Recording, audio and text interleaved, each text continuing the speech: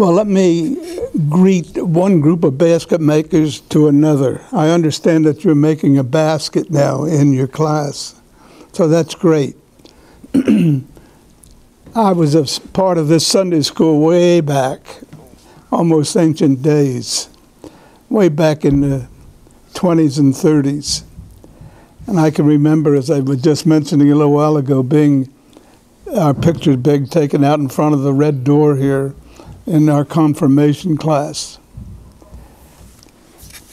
So life for me went on, and finally, early 1940s, if you remember Hitler, Germany, Hitler was on the move, and we were not yet in the war, but we were being drawn into the war. England had been involved in the war, and we were sending Lend-Lease to England, but the submarines were sinking our ships. And so we finally were drawn into the war. And so they began to, we had to enroll in here in the United States at that time for 1 year. So early October, I decided, my number was called and I went into the service. And another fellow and I decided that we would enlist for 3 years. And that way we could pick our branch of service. And in the process, I chose the Air Corps.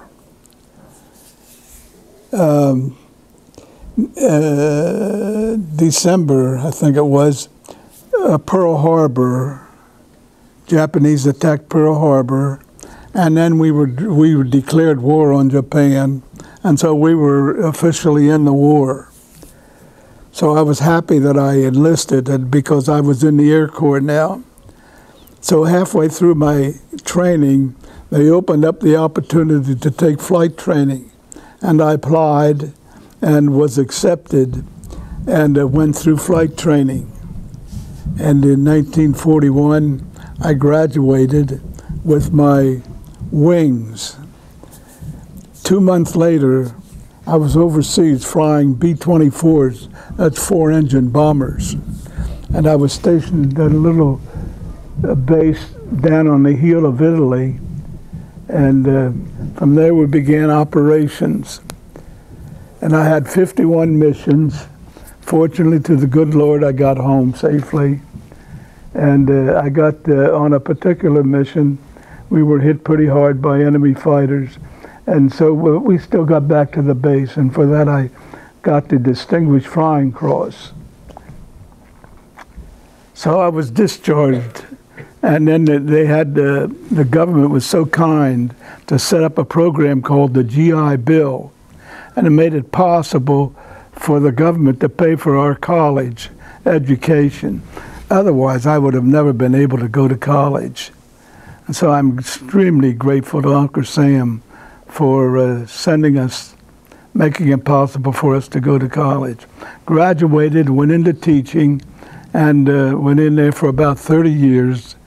And then, after I got out of teaching, I really didn't know what I was going to do with my life. But the Lord saw fit to make it possible for me to get into basketry. The Landis Valley Farm Museum, which is located just north of Lancaster, have what they call, well, they have what they call harvest days. That's one day a year when all the various crafts are demonstrated. And so I saw that they were offering a course in rye straw baskets. So I decided for no reason at all to take the basket, to take the course. And this is an example of rye straw basket. It's a coiled basket. You're working with a coil of rye straw. And we went out into the field, and it was so fascinating to me, and cut the rye straw by hand, and then brought it home and cleaned it. That is, you take the grain off of it and all the loose tassels off it, then bundled it up until you're ready to use it. And then you form a coil, and you keep going around and around and binding each new coil to the previous coil.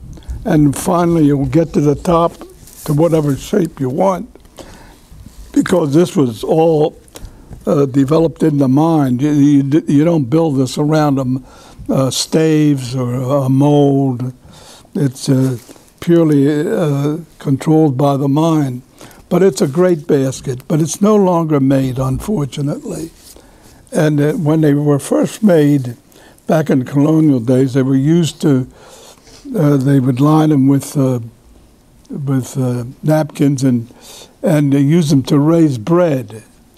And over Atlanta's Valley, if you're lucky enough to go over there, you'll find some rice straw baskets. It's not unusual to see them scorched a little bit because they were put close to the heat so the bread would rise. And so when the method of making bread went out, they began to be used as Easter baskets. And now the art is lost. No one seems to be making them anymore. But that's how I got started. And as I say, I loved the idea of working by yourself, working raw materials, and fashion them into something that's acceptable to people. I must have made 100 of these. So I was looking in a magazine one time, and I saw a picture of a Nantucket basket. And that's how I got started. And I knew that they were made over a mold. And so I decided to try my hand at Nantucket basketry, which became I don't know, I become almost obsessed with it because they are very time-consuming to make. But I enjoyed it so much, and I decided to make my own molds. You can buy some molds. And at first I used plastic buckets or anything of that nature to make them, but you were so limited in terms of size and shapes of basket. So I decided to make my own molds. So now I'm up to over 80 different sizes and shapes. Now some of the molds are the same basket but different sizes. So at any rate, we got started. These baskets were first made up on the island of Nantucket. Does anybody know where the island of Nantucket is located? It's in the Atlantic, off the coast of Massachusetts. It's about an hour's ride by boat. And at the time, Nantucket was the whaling capital of the world. They were catching whales and using the flesh for food, but they were primarily caught for the oil. And at that time, before the advent of the kerosene lamp or the electric lamp, they used the oil from these whales, but they began to harvest them so rapidly that they began to become extinct. So they stopped that, fortunately. So this was the home of the Nantucket basket. Around the island of Nantucket, there are about 100 square miles of shoals. You know what shoals are? Shoals are shallow land, usually sandbars underneath. And you couldn't put the traditional lighthouse out there because if you remember one of Jesus' parables, when he taught in parables, he taught about building a house on the rock so that there's stability and so the winds and the rains came and they couldn't wash the house away. But you couldn't build it on sandbars, and so they had to come up with another idea. And that idea was to anchor ships strategically located around the island, and on the top of the mast there was a light. and in order for ships to find their harbor during the fog or during the night. But they had to have assigned sailors to these ships to maintain those lights. And so, obviously, they had much free time. So they decided to make these baskets. And that's why they're called Nantucket light ship baskets. Not because the ship was light, but because there was a light on the top of the mast which the sailors maintained. So at any rate, a number of years, this was back in the early 50s, late 1800s, early 1900s. And there was a man by the name of Reyes, or E-Y-E-S, who did graduate work at Harvard, who decided to go out on the island of Nantucket. While there, he became fascinated with these baskets. And he was the first to begin to put a lid on them. And this is a Nantucket pocketbook. It's obviously not very practical, because today, the way women carry the big bags filled with practically everything except the kitchen sink. But at any rate, to be able to carry a Nantucket pocketbook today is a prestige kind of thing. Ooh.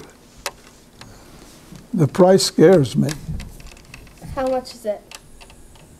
$765. Yeah, but you go up on the island today and try to buy one of those, and you'll pay a lot more than that. So, at any rate, I got into it, and I was able to make my own molds. As I say, I got up to over 80 different sizes and shapes, and I was just so motivated. And I hope that through your basketry experience here, that you become motivated and committed to the craft. I brought along a little mock-up here. This is a mold, which a round one, and usually the old ones were round. I could put those on the lathe and make no problem. But when you get into oblong baskets, you have to sand them down by putting a sand disc into your drill press and just keep working it until you got it down to the point where you thought it was acceptable. So when you build the mold, then you have to put a hardwood base on. And you put a little groove about 3/8 inches deep in the groove, in the base. And then you would take your staves and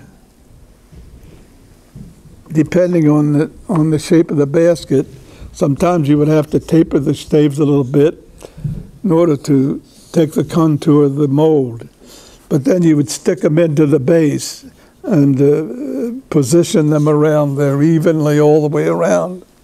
And then I would wet them and soak them and then bring them up over the mold and then tie them up the top and then wait for several days until they dried.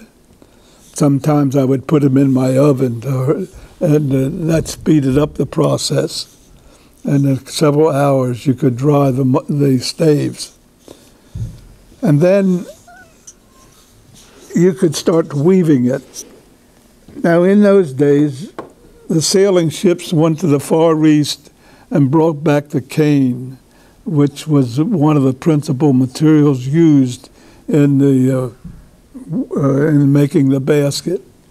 The hardwood was available in the New England states for the mold and the base, and now they had all the materials on ship that they needed.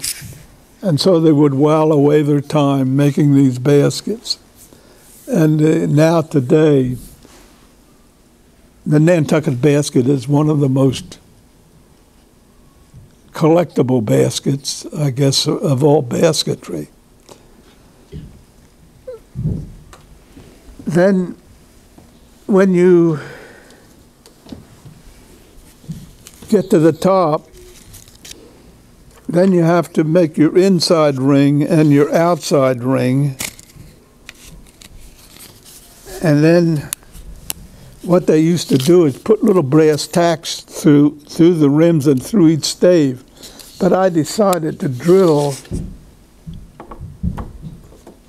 a hole through there with my drill press and then put a little hardwood dowel in there. And when I sanded it down, the contrast between the dials and the wood was to me, very outstanding. So then, after you get your rims on,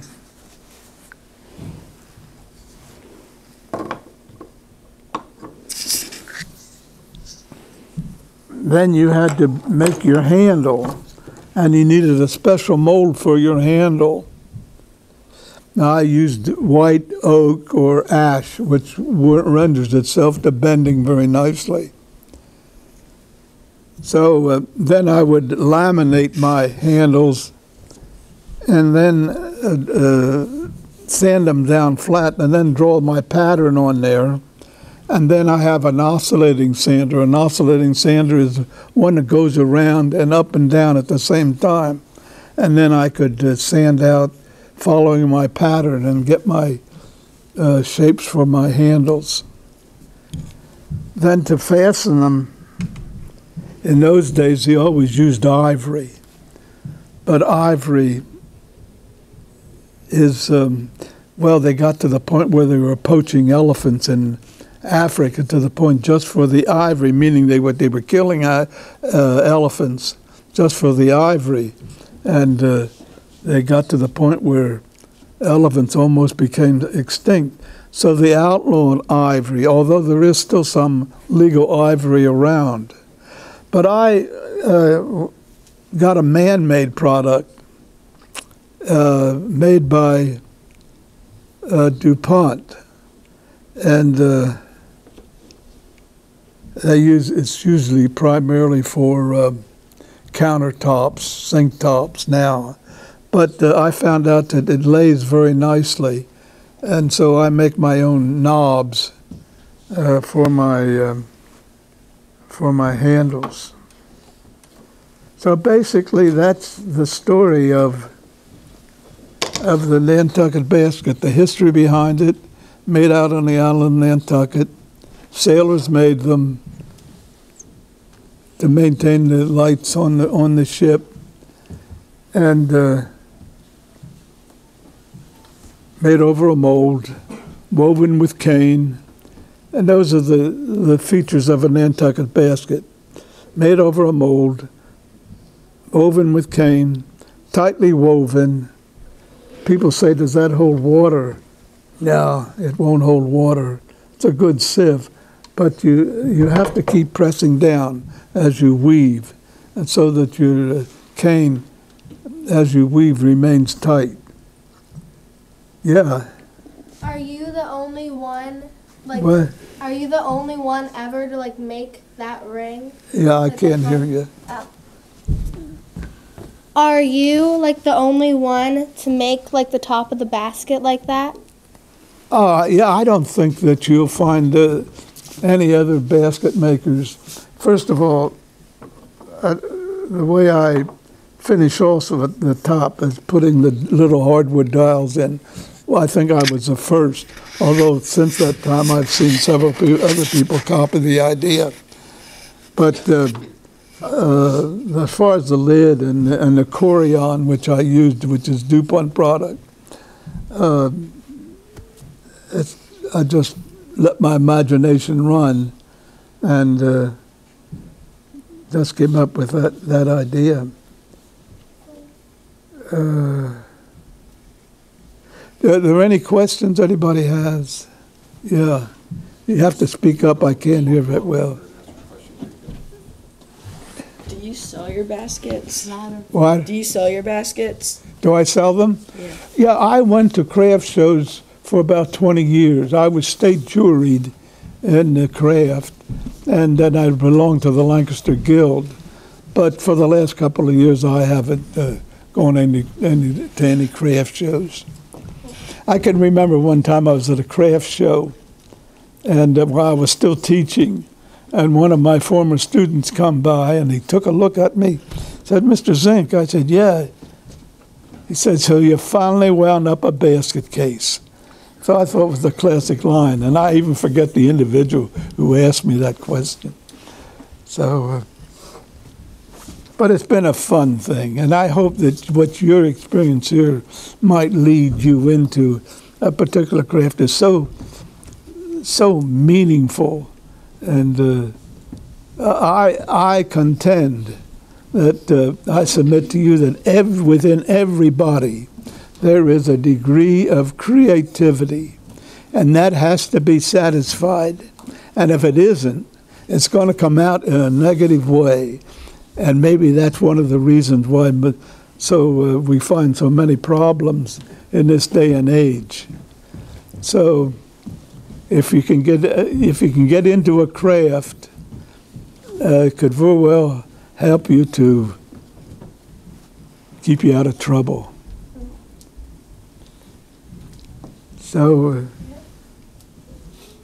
that ends my little speech here for no other questions.